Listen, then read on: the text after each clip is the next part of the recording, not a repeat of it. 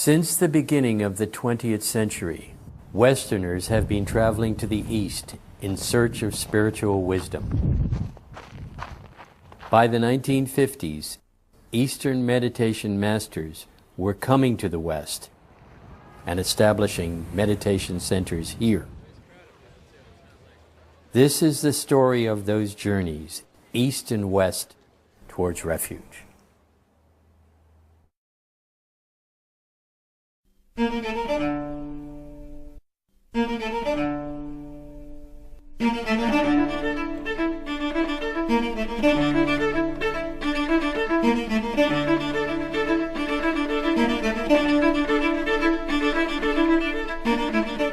Violence is now out of date.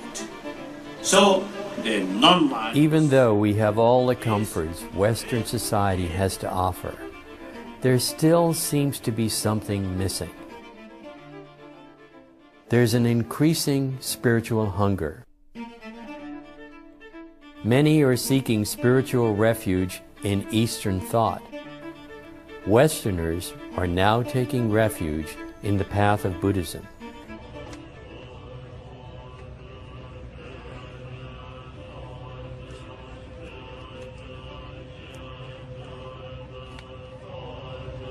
Since the fall of Tibet, those who've achieved some spiritual level in the East are seeking economic and political refuge in the West. It's so difficult in the nature of man to deal with violence that, just even look at the world situation the way it is right now today, and what's going to be happening in the next few days, who knows. It seems to be almost hopeless with the nature of man as to how to deal with violence or to suppress it and let compassion and tolerance and kindness take over. We've been involved too much with the trappings of religion, I think, rather than the actual word.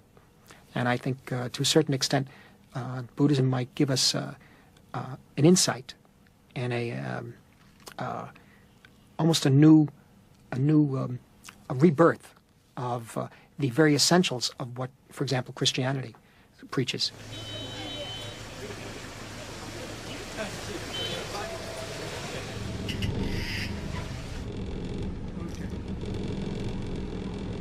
I already met some Westerners who already study or showing interest toward Buddhism. But then after 59, the interest towards Tibetan Buddhism seems, I think, quite strong.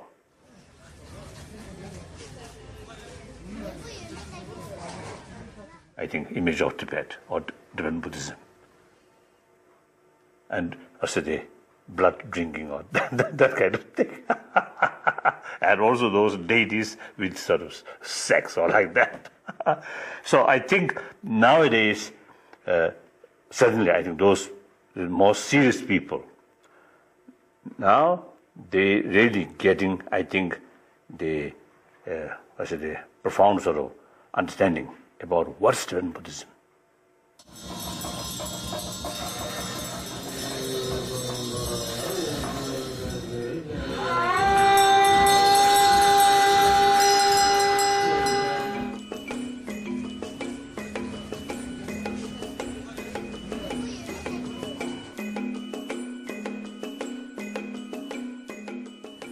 After the invasion of Tibet in 1959, the Dalai Lama went into exile in Dharamsala, India.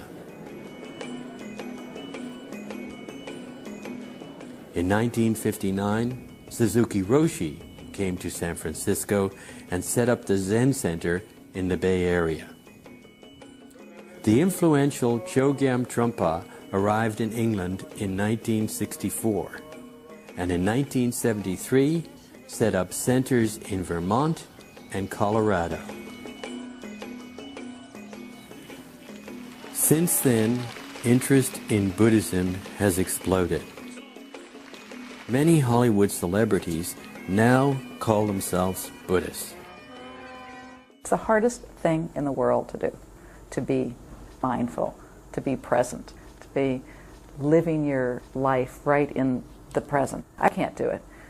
It's there's always the chatter about the past or always the chatter about the future. I think balance and moderation, balance, those words come to mind. You know, you're functioning in the world, you're doing, at the same time you're withdrawn and watching. Is there a spiritual side, number one? Does the spirit exist? You see. And if it does, then how does one express it? And how does one feed the spirit?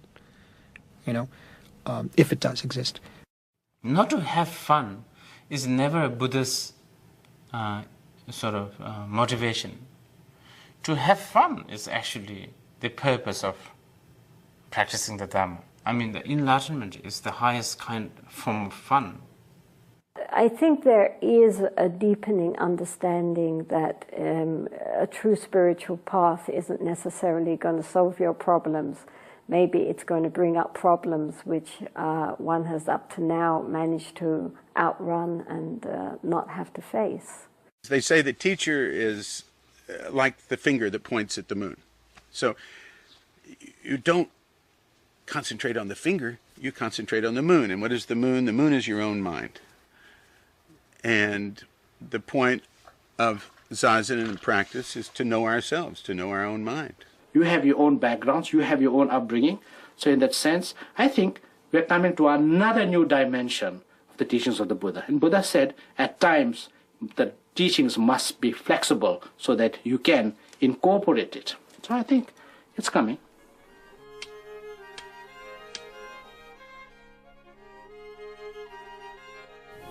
Taking refuge with a meditation master is the initial step on the Buddhist path. Many meditation masters at present are Tibetan and bring with them strong elements of Tibetan culture. An increasing number of Westerners have been ordained as Tibetan Buddhist monks and nuns. I've been working here for several years, actually in Wall Street originally. I was sponsored by a brokerage company here, and but it was very competitive. It was a very large company, and so 2 or 3 years into that, I decided that I would go back to England. And it was on a trip back to England that I found a note from a stepbrother. And he turned to me and said, "Lorraine, I think in this day and age, the only ones who have anything real to say are the Tibetan Lamas." And he handed me a phone number. It turned out that it was a Tibetan Lama who was living in suburbia London, and I went to visit him some weeks later for an interview, and it was very fast after that. When I left the home, I saw a photograph on the wall, and I asked him who it was. I was struck by the image. It was His Holiness Dudjom Rinpoche, and I went to meet him 2 weeks later in France. And about 8 years ago, it really seemed to me inevitable that I would make a decision, although I was still working, and although I had actually a boutique, and I was meeting the public every day and involved in fashion, so I was really, you know, in the cosmetic part of life, or the aesthetics of the fashion, and but I decided to become a nun. Buddha made it very clear. The teacher, in order to give teaching to others, first himself or herself must get deep experience. If the person really qualified one, then desire of money, desire of sex should not be there. This spirituality, this is not history, history sort of subject, or some others, I think, mathematics. But this is something spiritual. Therefore, the subject which they are explaining to others must have experience. Without experience, just a mere explanation is empty word. Therefore, the proper teacher must have the deeper experience as well as knowledge. So I think one indication of deeper experience is less negative emotion, more compassionate. So then some people seeking money, seeking pleasure, they may take that opportunity, exploitation. So be very careful, including myself. I often is telling people when I give some teaching, please examine me, please spy on me. That's important. Are you spying on yourself? Oh yes, mindfulness. Here, mindfulness. Check 24 hours, including my dream. Check what behavior, what thinking. This Buddhist monk.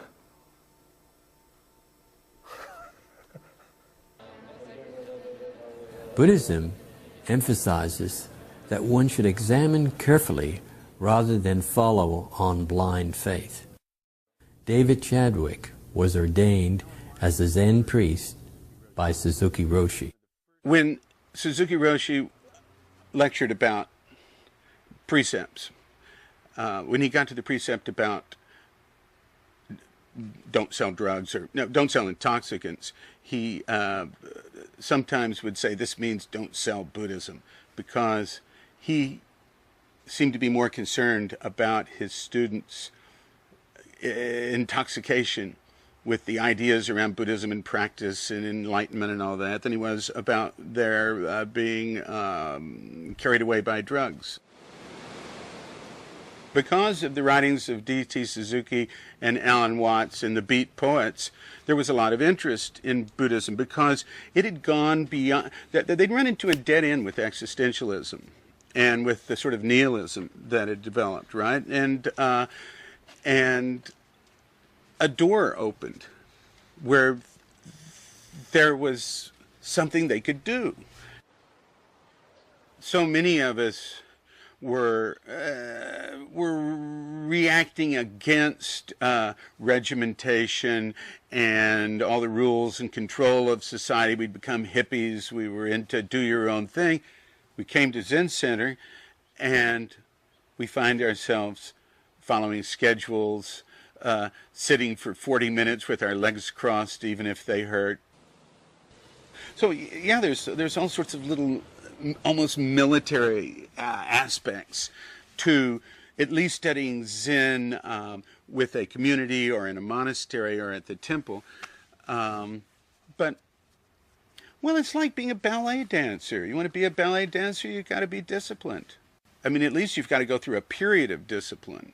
We are told that when you take refuge, the underlying the basic cause of taking refuge has to be a fear, like you're afraid of getting wet, therefore you take refuge under umbrella.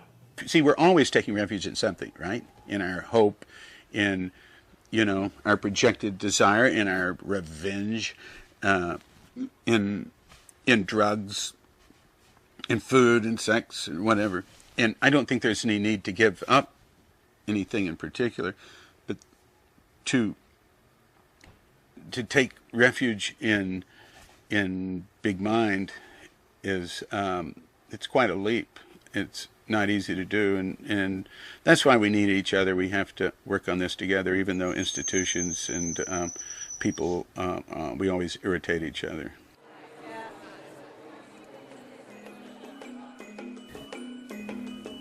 In these troubled times of heightened violence and war, Westerners are seeking a place to go in their mind that offers more spiritual comfort and a compassionate approach.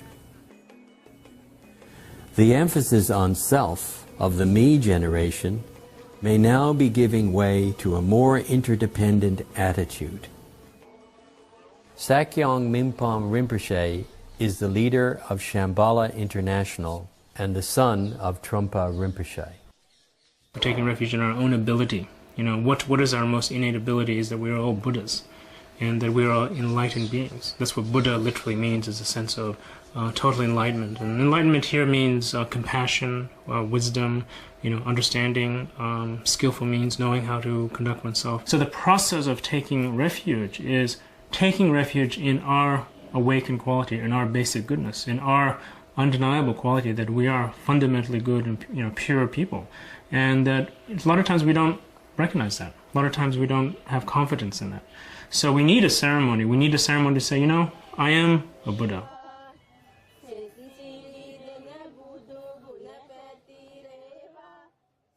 There's an old story when the Buddha was traveling and doing many different kinds of spiritual practices, and he became very emaciated because he stopped taking food, and he became very, very thin and basically fainted and passed out. And then he was brought, some say some rice or yogurt. He took the food, was able to nourish himself, and then after that it's said that he, meditated and achieved enlightenment. Long-term happiness comes from having a good relationship with your own mind and your own heart. So we do have to start with our own selves in a sense of learning how to meditate ourselves, learning how to generate some kind of kindness from ourselves. Then we have the ability to do it, for others.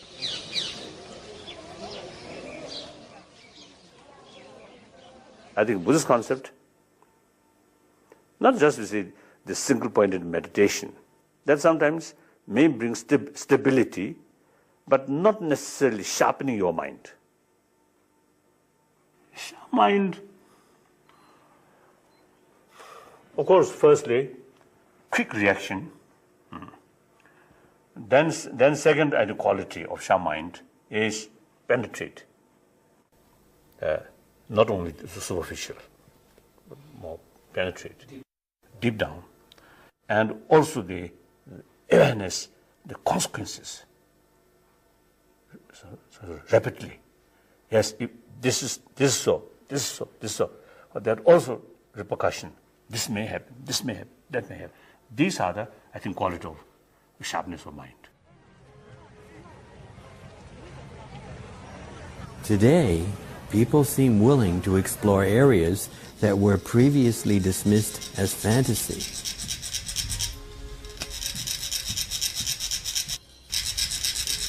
Now there is room to consider the less tangible aspects of our lives. Are we in search of a new set of beliefs? Are spiritual values changing? Are the secrets of spiritual realization as obtainable as the secrets of material success? Moderation and balance, at least for me, is working, but I need to feed this different compartments until I can balance them. When I never had great balance. I have to figure this out still. It's always been a problem in my life. It's a necessity, spiritual life. It's not a choice. It's like if I don't have it, I'm going to be depleted. It's like chemicals in your body. Maybe it is a genetic thing, how religious you are or how spiritual you are. I know some old women in Asia who pray 10 hours a day every day. I know people who are on sabbaticals or retreats for 2 years, 3 years in monasteries. It's a very different way of life they're choosing. They're very radical. Most religion is materialism. Most of what we call religion is trying to find some place in space and time where we're safe. But there is no place in space and time where we're safe.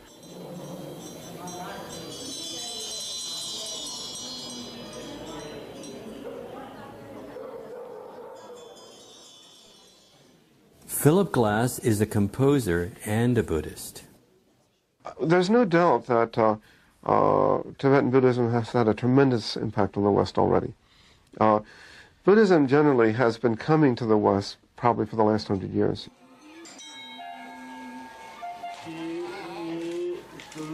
For the first time, a culture which had been really hermetically sealed up in a way had suddenly become opened up. And though what has been a tragedy for the Tibetan people has not been a tragedy for us, has been that for the first time we have access to teachers and traditions and living masters who are in the West, in Europe, in America. And for us who are alive now, we're the only people that will have met people from old Tibet, the isolated Tibet.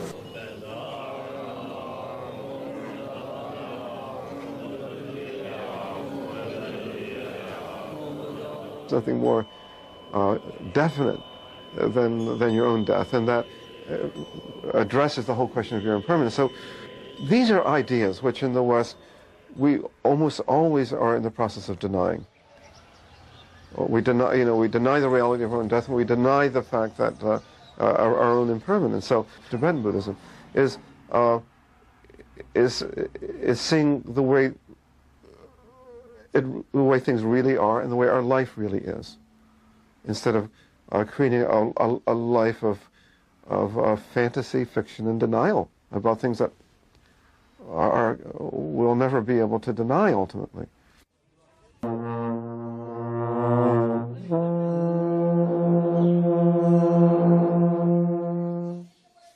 Now I'm attracted to it because I'm interested in ritual.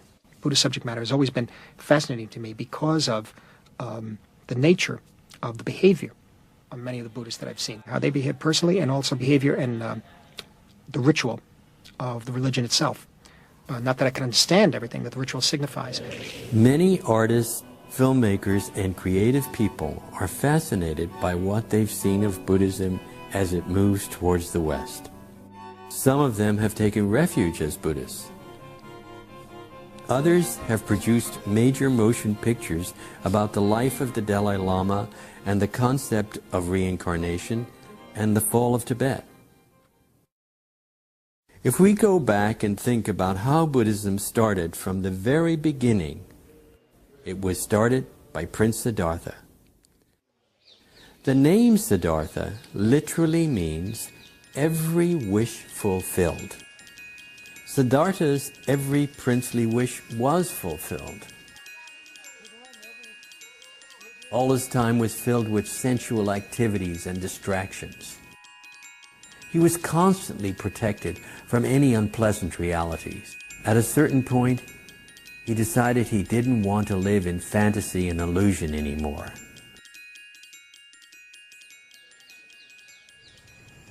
As the story goes, he wanted to see the world of reality. One day he left his palace and went out into the world. And he saw sickness, old age, and death for the first time. He was so moved by seeing the suffering that he decided it was necessary for him to completely awaken his mind and become enlightened. The word Buddha means awakened. Buddhists believe that all people have Buddha mind and can be enlightened. We could say that in the United States, at this moment in time, metaphorically, we are in Siddhartha's palace. We are at that point where we are continually having our egos supported. We have enormous opportunities for escapism and fantasy. This state of mind is often described as the God world. We have to go beyond happiness and unhappiness. Buddhism is supposedly path to enlightenment, not for well-being. If you have strong ego, attachment to the ego, Buddhism can be quite hard and harsh and bad news if you love yourself so much. When one takes refuge, they are saying, I am now on the path. From now on, my solution to everything is trying to have recognition of the nature of my own mind. By taking refuge, one is abandoning the concept of doubt. They are giving up the idea of nihilism. They are saying, there is a possibility, a way to battle through all of this and become a warrior in my own epic of development. In Buddhism, when we say, I take refuge to the Buddha, the word refuge actually means I accept that myself, my nature, is the Buddha. And I accept that this being like a Siddhartha, I accept that he managed to discover that Buddha nature and use him as a model or an example, and then take the similar path that he took. The West is taking refuge in Buddhism, and Buddhism appears to be taking refuge in the West. Perhaps the West's fascination with Buddhism, based in the development of mind, may be attributed to the fact that many in the West have gone through some form of psychological exploration, such as psychotherapy and other self-examining remedies.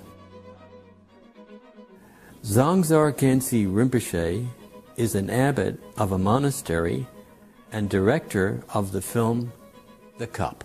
Well, I see a lot of influence, not only in the West, just generally in the world, coming from television, film, magazines. So image, therefore, is definitely probably the strongest influence that we have. And then, of course, the sound. And we have in the film both. And it's one of the reasons why I chose to become a filmmaker.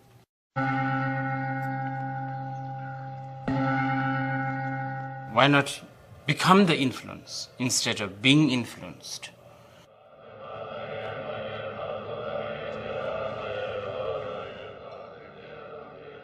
I think in the film, The Cup, I have mentioned about why change is necessary. If not for Buddhism, Tibetans are very hot-blooded, and they could be really extreme, fanatical, and very narrow-minded. Even after arrival of Buddhism, I still find they are quite narrow-minded. Traditional religions are now in a more cooperative mood than they have been for centuries. But there is considerable doubt amongst their followers that their gods are in close contact with the present human condition. Many mainstream religions are now encouraging various forms of meditation.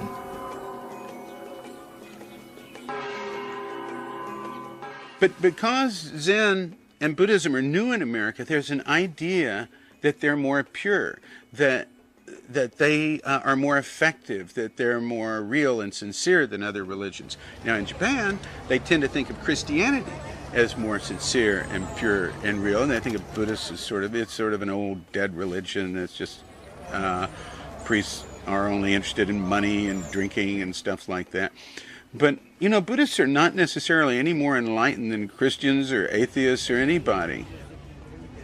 But I think Jesus taught that it's thought itself that is God. Change tradition sometimes may harmful. So therefore, now in the field of religious faith, I feel Westerner, like United States or Europeans, generally the Christians, and then Jews, Judaism, and then some extent Muslim. So therefore, the people from this area, better to keep your own tradition. Not, I think, not follow to other tradition. Because sometimes it may create more confusion. Bernardo Bertolucci is the director of the film Little Buddha. The film explores the issues of reincarnation and how candidates are chosen as tokus, or incarnate lamas. One day I read about a boy, a Spanish boy, who has been recognized, a tulku. It's called Lama Ozel. So I called my friend Paolo, and we start to talk about that. And I'm very interested on the fact that a Western boy can be the reincarnation of maybe a great Lama, Tibetan Lama. Of course it is possible. But before everything, it was necessary, it was needed for me a kind, not only the authorization, but the blessing of His Holiness, the Dalai Lama. And he said, how do you call it? I said, if I can, I'd like to call it Little Buddha. And he starts to laugh and says, oh, we all have a little Buddha inside us.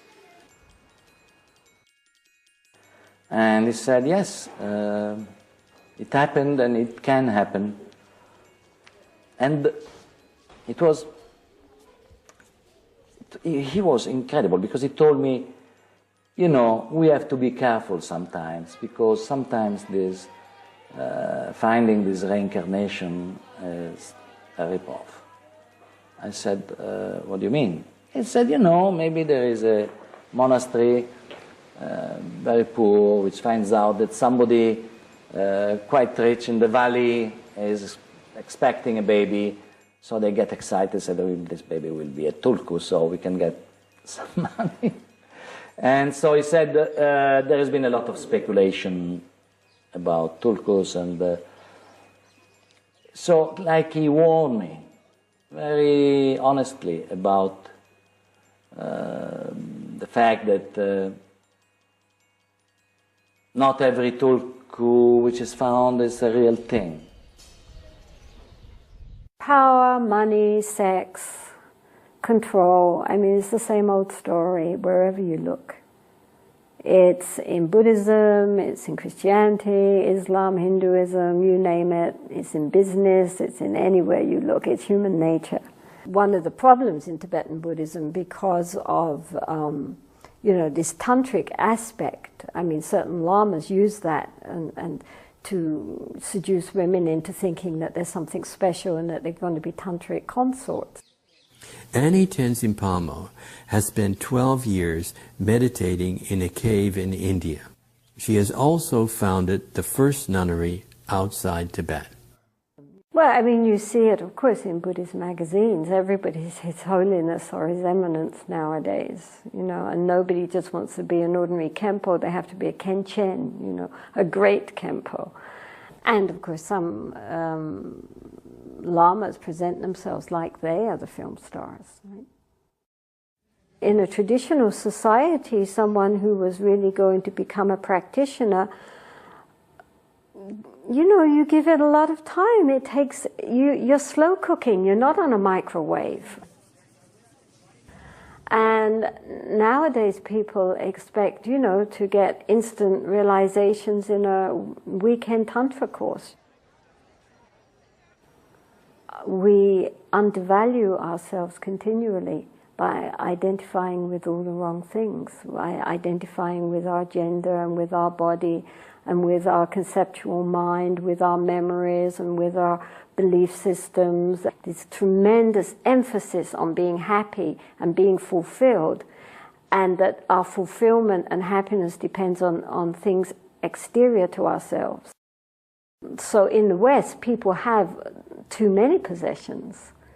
They've had endless relationships, and on the whole, most of it has not brought them much happiness. It's created more chaos, more confusion, which is why people feel this sense of unrest, this sense of depression, this sense of anxiety. So then they begin to think maybe the answer doesn't lie outside, maybe the answer lies within us. Tibetan lamas have seen the openness of the West towards them and their thirst for spiritual developments.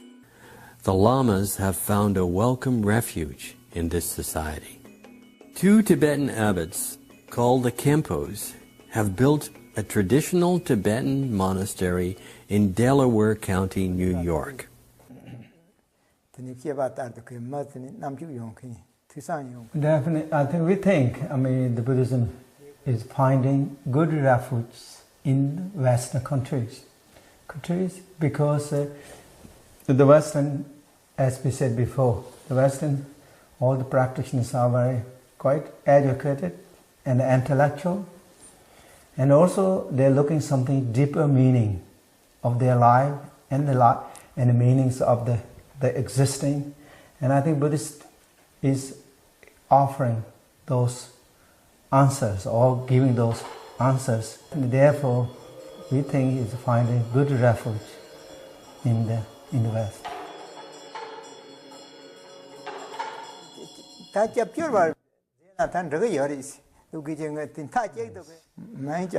that, according to Buddhism, until you take the refuge, you're completely, maybe you're really refugee. You're relying to someone all the time and looking the solution all the time outside.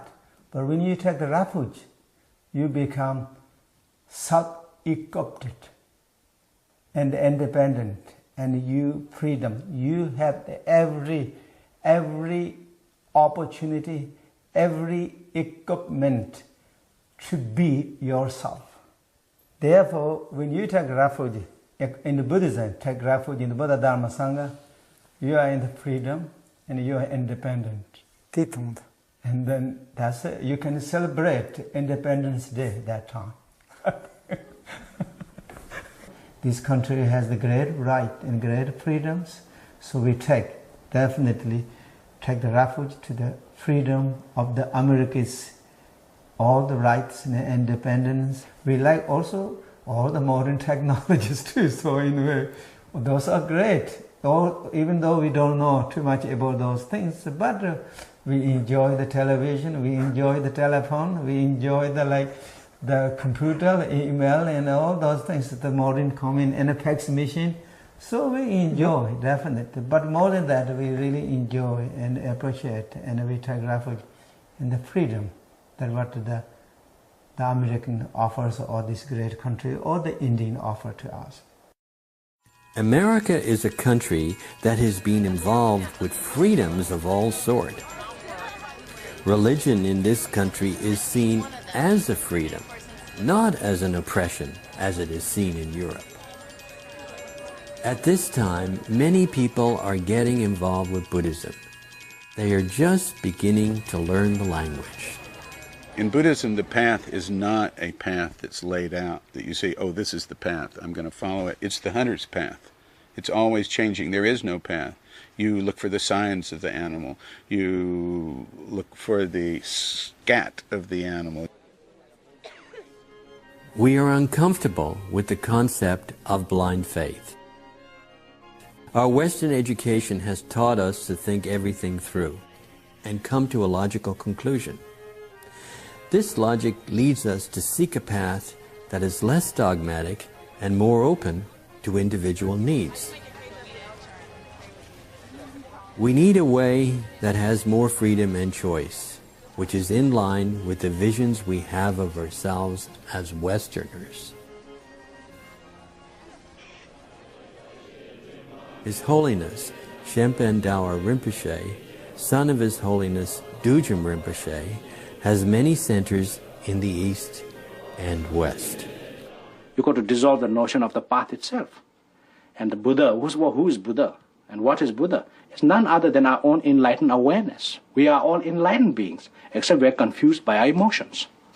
You see, there may be some people interested in the intrinsic kind of way of the mandalas are drawn, the way things are, ritual things are performed. There are certain people that are fascinated by that. You know, they see that as something glittering, something very attractive. But when they look really into it, and when they really get into it, and then they begin to say, oh, these are not important. These are things that has to be abandoned. Follow the path, which eventually becomes pathless.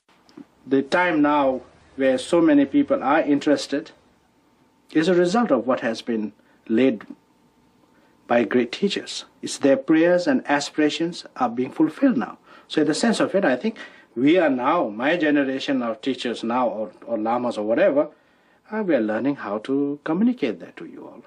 So I think we are coming to another third level where Dharma will be according to your way of living, your way of thinking. Like Dharma becomes a everyday household word. I think that's going to come soon. Buddhism expresses the view that everything that exists is by nature mind. It is the mind in which all spiritual ideas are invented. When one takes refuge, they wish to enter the awakened state and to have full recognition of the nature of their mind. They take the path towards enlightenment. That's another thing about Buddhism that I found over the last few years, 10 years it's been, you can't hide anything. You're bound to tell the truth. Because whatever you hide is seen anyway, in some way. I don't know how, but it is. Oliver Stone, Oscar-winning film director and Buddhist. I don't like the word took refuge. I know it's a holy word, I just don't like it. I don't think of it that way.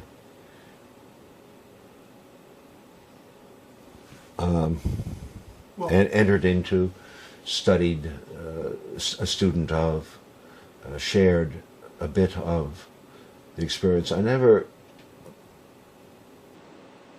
felt I wanted to become a member of a cult. And it does risk that at times in the West. I don't like the Western practices because they're cult-like. And also, frankly, slavishly devoted. I find that Westerners spend more time, almost an exaggerated amount of time, doing their self-torture or self-revelation or self-consciousness, whatever it is, but they change their lives too abruptly. And it doesn't seem right. It seems that life is more of a long-term river, and you have to navigate the streams a little bit slower. I responded to the Buddha's story because of his intelligence, because of his width of understanding.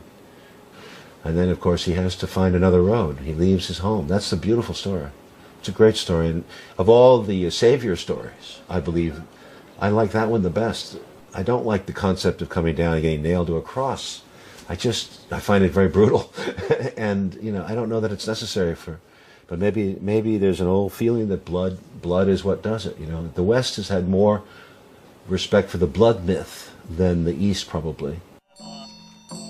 If you read Buddhism the way I read it, the beauty of it was a very intelligent philosophy. It wasn't a cult. It wasn't a religion. War is outdated. The Dalai Lama, Tibet's spiritual leader, is also Tibet's political leader. He has won the Nobel Peace Prize and has gained the popularity of a media star.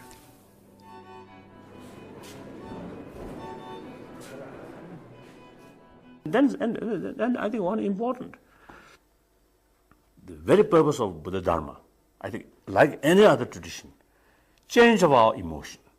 That is the main purpose. So change of emotion, not through injection, not through prayer, but through meditation, but through analyze the reality. Through analyze, eventually, you see, emotion or concept or way of thinking will change. When we say egoless, that does not mean we reduce the sense of self. The feeling of strong I, sense of strong self, itself, I think, good. But then, you see, that combined with negative emotions, such as hatred, or then it becomes really destructive. Too much self-confidence, then doing all sorts of negative and no feeling at all about other sort of experiences or others' feeling. The Bodhisattva sort of practice, willing to sacrifice oneself for benefit of other, and also is willing to take all suffering of other sentient being on oneself, and willing to give all one's own sort of virtuous things, good things to other.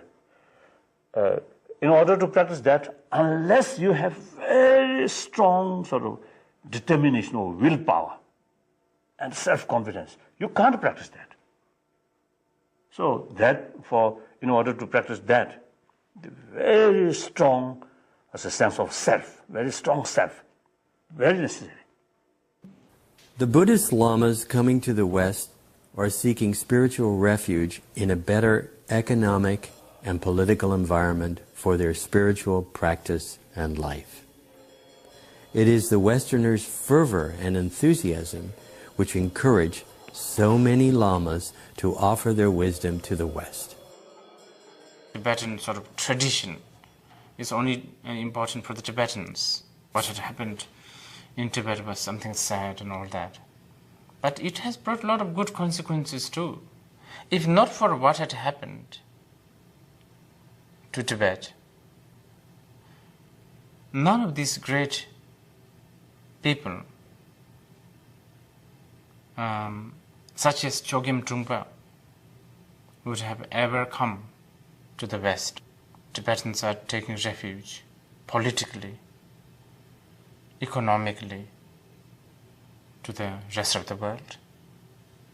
And rest of the world, some are taking refuge to this living tradition of wisdom and compassion of the Buddha. And that's a very good exchange, I think.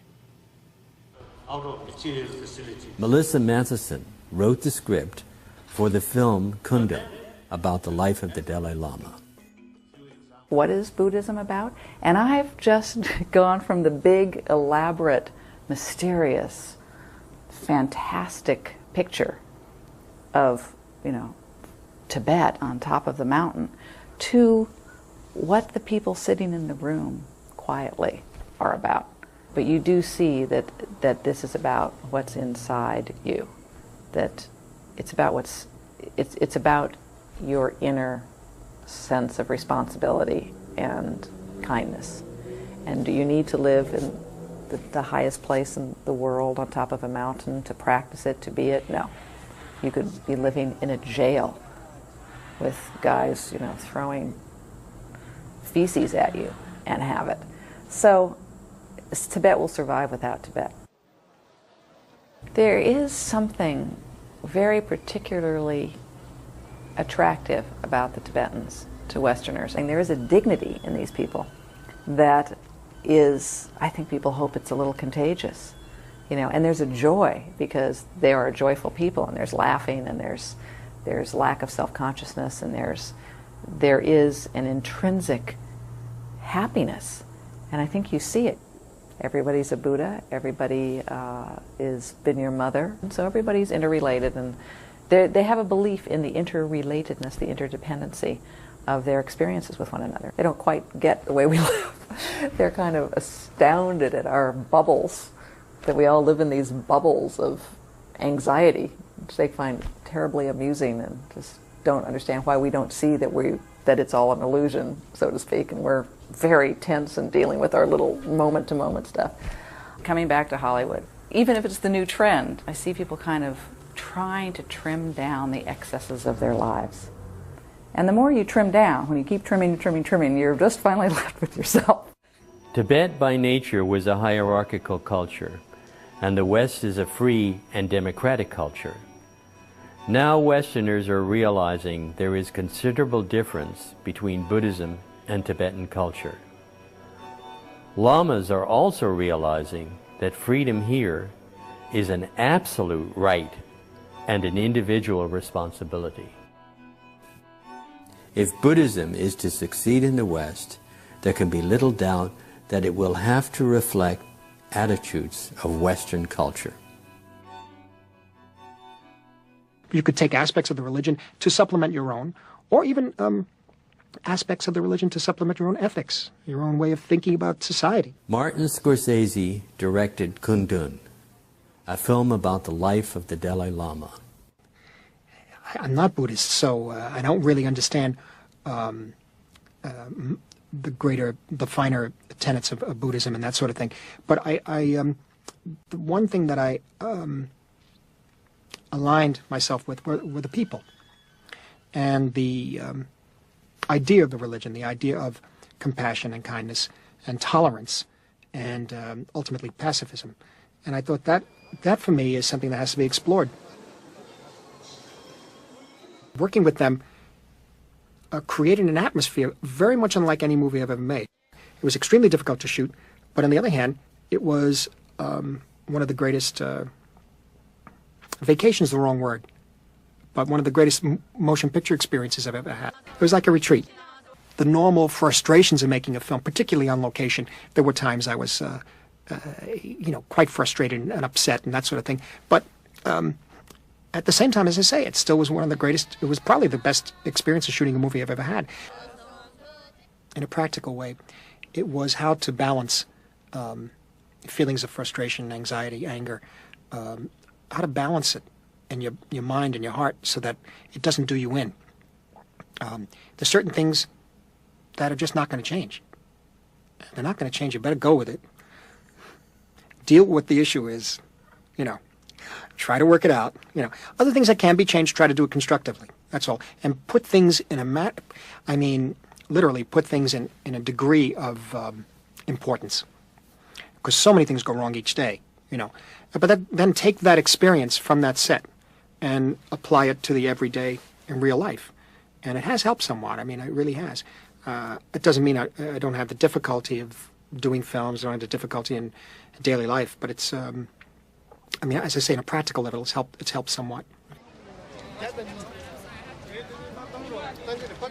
Who said that Tibetan Buddhism was going to continue to exist the way it has the past 1,400 years? Now it's out, you know, and it changes, it transforms, and in an interesting way, I think it's something that could really help the thinking and the beliefs of the West. And very often, one of the things that could happen in Western religion is that one becomes more preoccupied. Not everyone. Some do become more preoccupied with the more concrete aspects of that religion. We become involved more with the surface of it rather than the real deep meaning, and trying to live that deep meaning out every day. And so there's something that we've lost, I think, the sense of compassion, kindness, and the sense of tolerance. There's something about the way they move. There's something about the looks on their faces. And I think, as I've said many times, just know how they revere the world, and know how they revere each other, and especially the Dalai Lama. The whole Buddhist path is about how to get beyond neurosis. It's not just telling you, don't be angry. It's showing you how you can work with your anger. And most people, they want the idea of bliss and peace and all that side of it, but they don't want the hard work which it takes. They're not thinking of the person right in front of them, their partners, their children, their parents, their colleagues at work, their employers or employees, the people they meet every day. This is the opportunity to practice. So seeing that most practitioners, the vast majority, have families, relationships, careers, a social life, and so forth, then the Dharma has to adapt itself to the kinds of lives of the practitioners and become relevant for their daily life. And when the Buddha was walking this earth, he was, he didn't spend all his time sitting under a tree. He was, for 45 years, wandering around northern India, meeting with kings and courtesans, businessmen, warriors, and many, many different kinds of people. He didn't tell them all that they had to leave their homes and their families. If it was a king, he taught him how to be a good king. If it was a businessman, then he showed him how to use the family life as a way of practicing the Dharma. The simple image of the yogi in the cave hardly seems workable for those of us who have to go to work every day. Nevertheless, the Tibetans have already enriched our lives by encouraging us to improve the image we have of ourselves. And Buddhism is giving us practical ways of dealing with the nature of our mind. The Tibetans who left their Shangri-La did not wither and die. Their lives have been renewed by taking refuge in the West. So some people may get some sort of impression and Dalai Lama have the healing power, so that in spite of the expenses sort of troubling come to here, then when he actually met me, nothing happened. Then worst thing, some people might come here with belief that Dalai Lama have some miracle power. Just asked.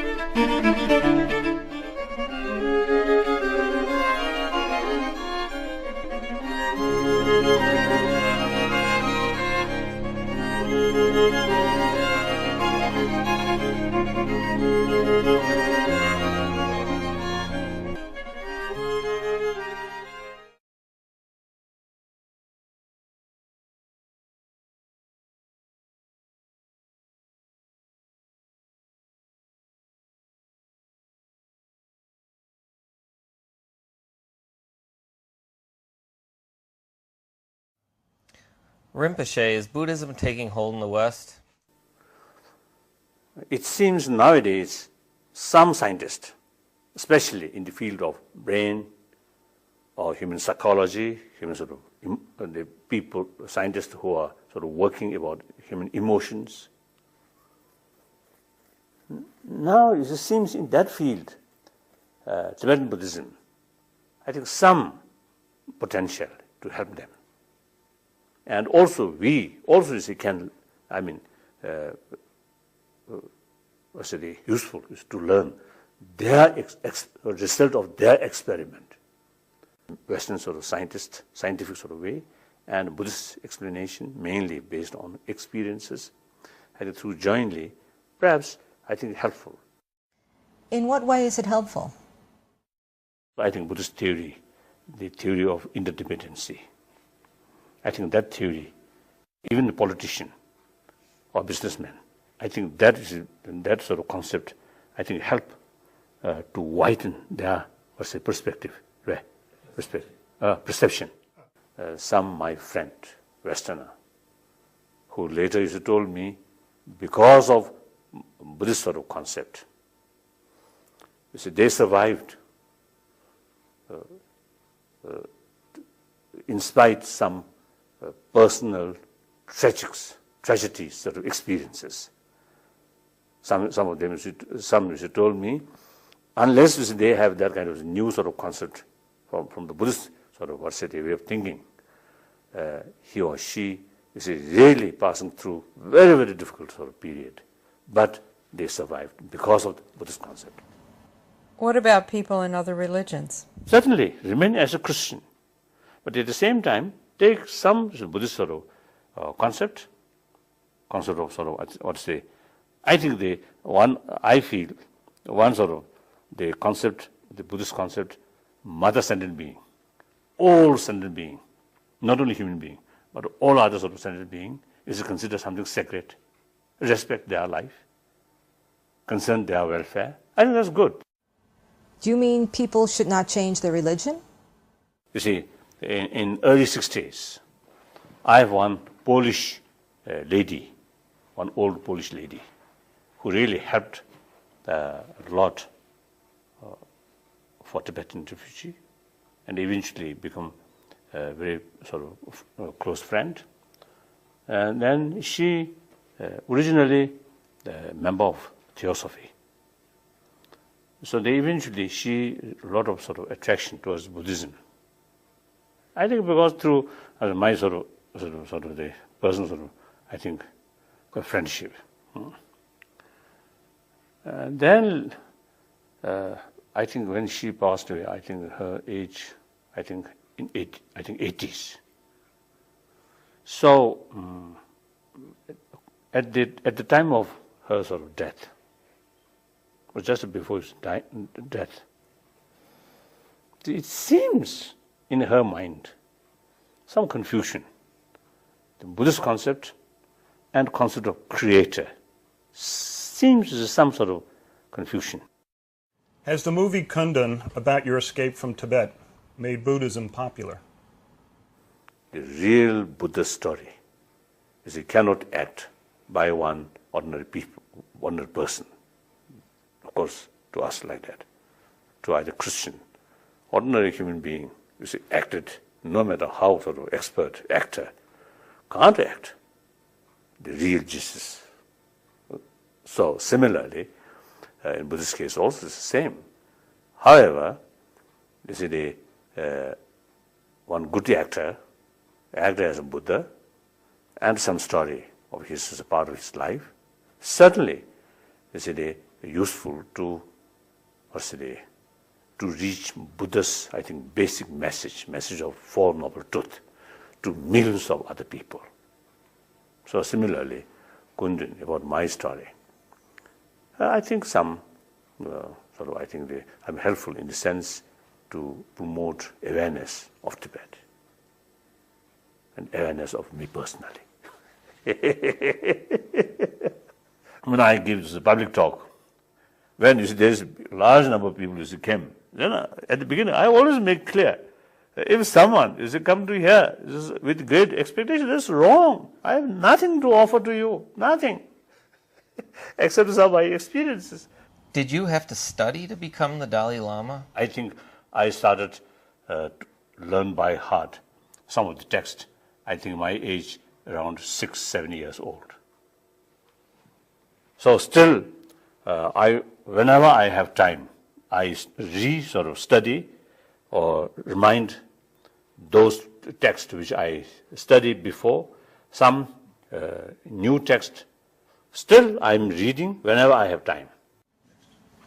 How do you choose a Lama? The real quality of the Lama is knowledge of the Buddha's teaching and experience of the Buddha's teaching. So ultimately, still, the sort of Buddha's teaching is the ultimate, teacher. Do you mean the teachings are the ultimate teacher? So there's some stories. One Tibetan Lama, when he about to die, some of his sort of disciple now showing, sadness and cried. And he asked, why you're so sad? Then they say, now up to now we have our Guru, so whenever we find some sort of doubt or difficulties or obstacles, we can ask you, we can rely on you. Now you will not be no longer there. So now when we face some problems, how to do? To whom we rely? Then the dying sort of Lama stated, you already have enough sort of knowledge or experience, so now on you don't need any Lama. Your Lama should be the Buddha's teaching text. Your Lama. So read more, and whenever you get some doubt, read, study, think. He answered like that. I think that's very true. Very, very true. But people in the West have busy lives and no spare time. So you need determination. You need effort. So effort, not from external sort of force or external pressure, including your teacher, but something internal, volunteer desire. Like my own sort of case. When I was, say, teenage, although I already started study, including debate, but no inner sort of enthusiasm. So takes just like the burden given me by my teacher, mercilessly. So therefore, you see, there is no real enthusiasm from within. So they afterward, yes, get some taste of Buddha Dharma, some conviction. Then even today, whenever I have time, even if my breakfast, mouth, you see some work, but at the same time, my eye always look the reading. So sometimes I listen, you see, the radio. But this listen, but I always read. Think. Here, people's lives are so filled up with responsibilities. You will not have sort of feeling of tiredness because of internal enthusiasm. So then time factor is nothing. Time consumption is then, you see, not important. Whenever you have time, you're always willing to read, think, and meditation. So therefore, the enthusiasm, in order to develop enthusiasm, you need conviction. Yes, through this practice, I get this benefit. If I remain like today's sort of mental state, just like another person, now one example, I get sick, I'm getting older and older, so eventually I have to die. So then what use? These are the material things. Even my friend, at the time of my death, I have to live. Even this body, I have to live. So the only thing, mental quality. Quality not only just mere knowledge, but some deeper imprints in our mind. That will go next life. 1,000 lifetimes, millions lifetimes. This will go. This will benefit.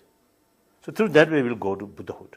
If you study, through study, once you know these questions and time and answer, although you see I think basic sort of structure, Kasuta, given by Buddha himself and all these great masters, and the further personal investigation,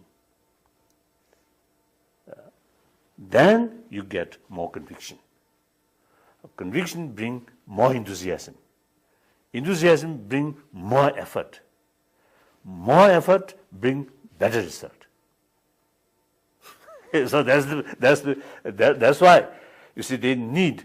It's a study, knowledge. It's just a prayer. It's a Buddham Shanam Gacchami, Namam Buddhaya, 1,000 times. Just lip service, or almost like lip service. I don't know how much sort of impact in my mind. I don't know. Do you actually make an effort to create these imprints? Sort of inquiring as much as I can, some deeper imprints, positive imprints in my mind. So day and night, including in my dream, some sort of effort, some sort of desire is to accumulate some kind of deeper sort of experiences. So like that. So therefore, in order to develop conviction, you need a lot of sort of, what's a day? No. I think the awareness, the reality. Reality of our body, or our life, this life, or reality of samsara, we call samsara, cyclic existence, and reality of nirvana, whether nirvana is something real or not. It's that question, you see, bring the further investigation about nature of mind and nature of emotion. Whether emotion can eliminate or not. What part do the senses play? I think some proper sort of practitioner, I think they mainly, you see, the emphasis on the deeper mind. They don't care about the senses of senses, sensorial sort of thing. Including movies and television? To some people, I think the sensorial sort of power, very, very effective.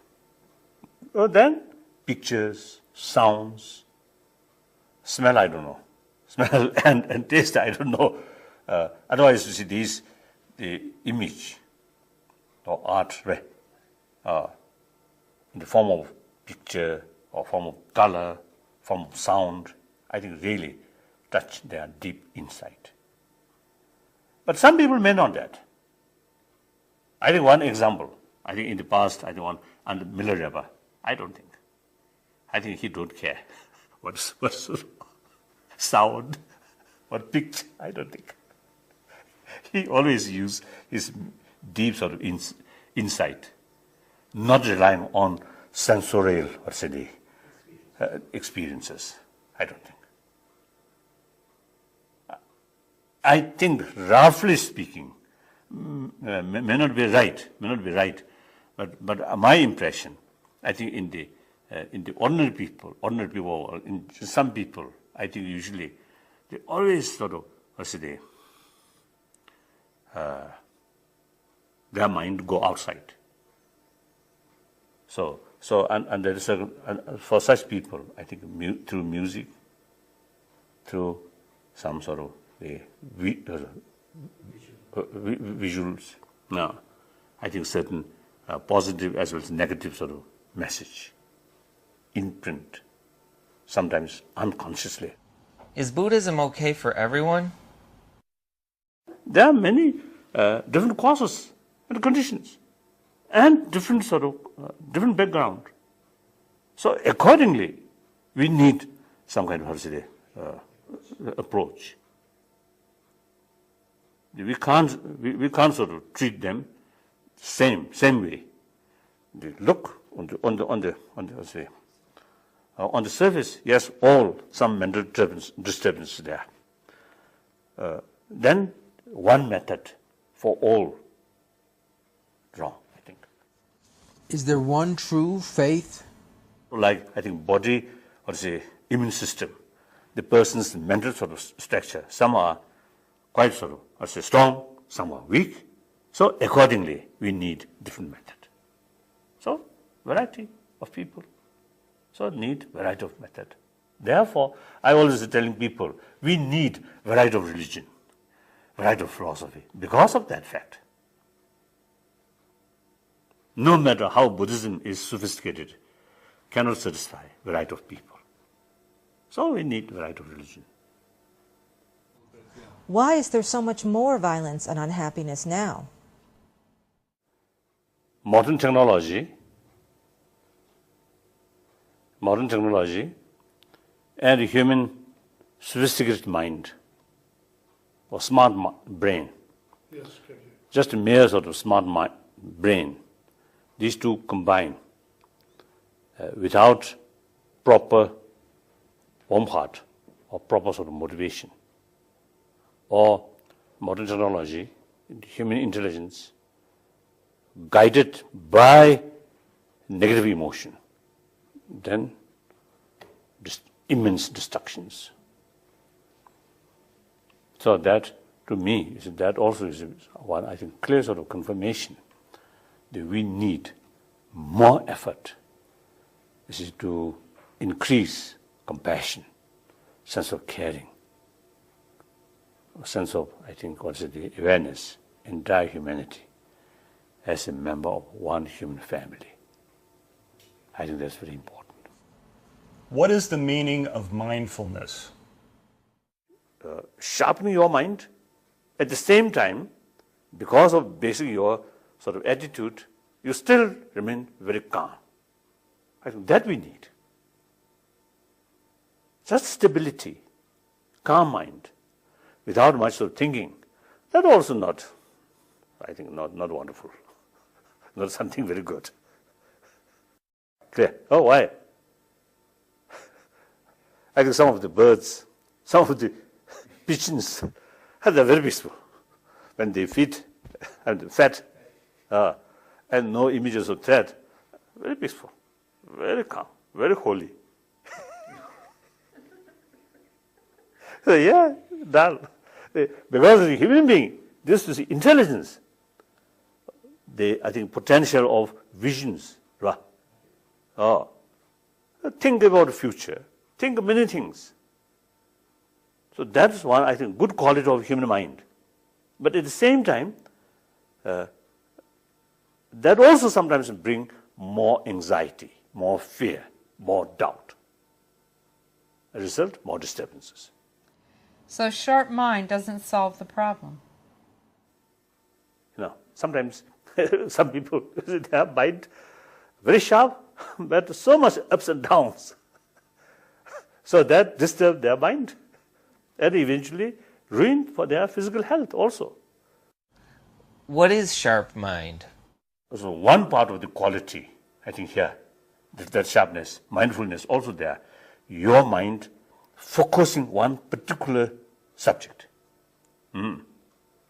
If you see your mind scattered, then you can't penetrate deeply and also can't see the other sort of consequences, possibility of consequences. Does meditation always produce a good result? I met some practitioner few years ago, one monk from Ladakh. He spent some time, a few years in meditation. And then he told me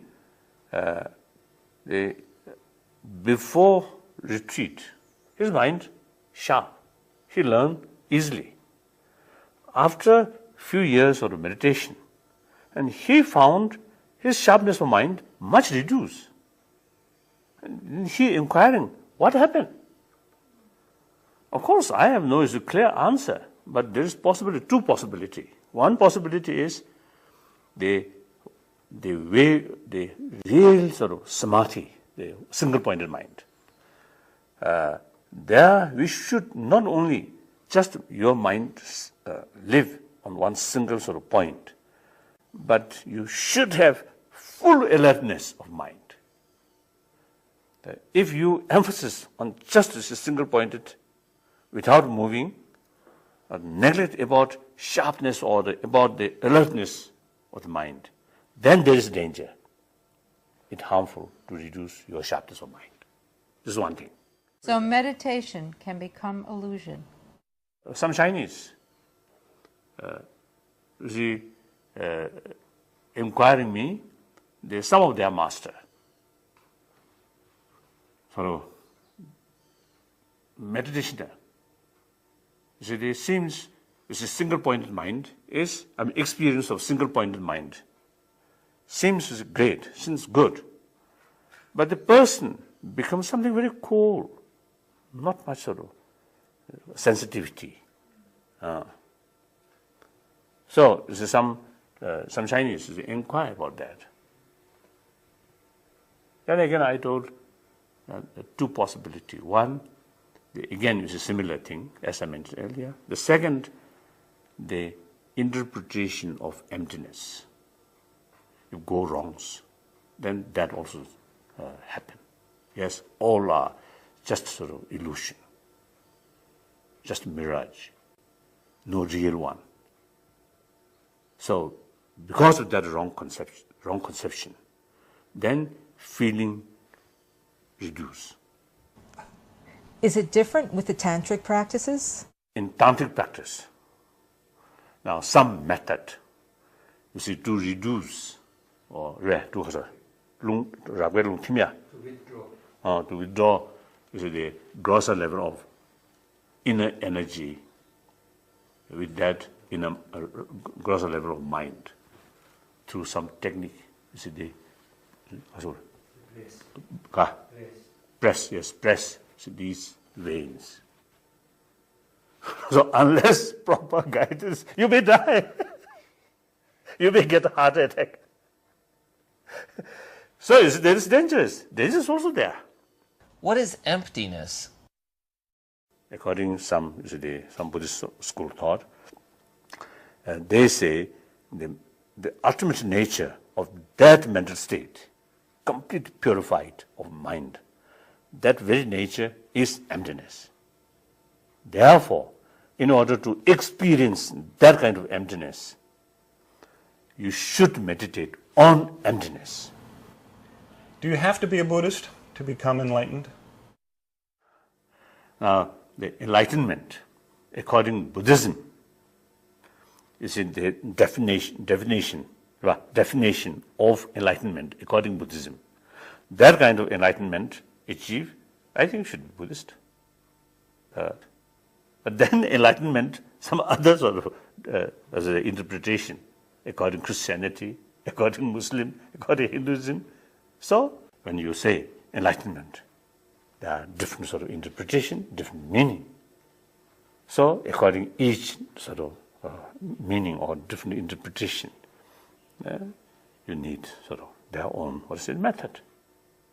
What should people think when they see your image in media? I dedicated. My very existence is something benefit to other. One time in Germany, after my teaching, among some questions, I think one lady, I think a little disturbance her mind.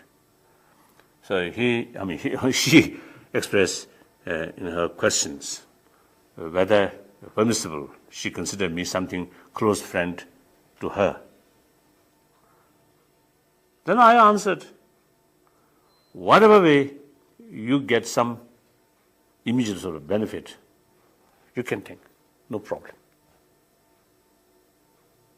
So because, the one part of practice of the Buddhism was, wow, oneself is nothing but something, the possession of other.